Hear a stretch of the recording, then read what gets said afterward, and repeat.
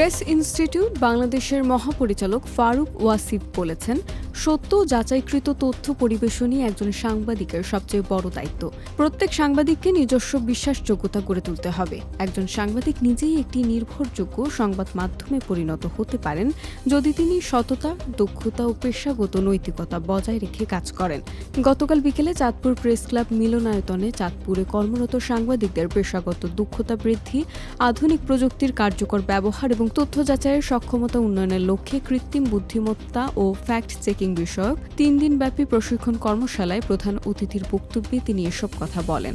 তো একটা পিআইবি বা যদি আপনি ধরেন শিল্প, সারা দেশের শিল্পীদের জন্য আছে শিল্পকলা একাডেমি, সাহিত্যিকদের জন্য আছে বাংলা একাডেমি। পিআইবি সেরকম হচ্ছে সাংবাদিকদের কেন্দ্রীয় একাডেমি। আমরা কোনো রেগুলেটরি বডি না, আমরা কাউকে শাস্তি দিই না, আমরা কাউকে বিচার করি না, যেটা প্রেস কাউন্সিল করে, কিন্তু আমরা পুরো সাংবাদিকদের যে গুণগত মান সেটাকে এগিয়ে নিয়ে যাওয়া, কারণ এইটা কোনো শেষ নাই।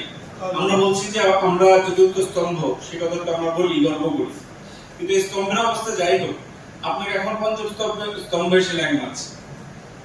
এই পঞ্চম স্তম্ভটাই হচ্ছে নিউ মিডিয়া, যেটা নিয়ে আমাদের আজকে প্রশিক্ষণ।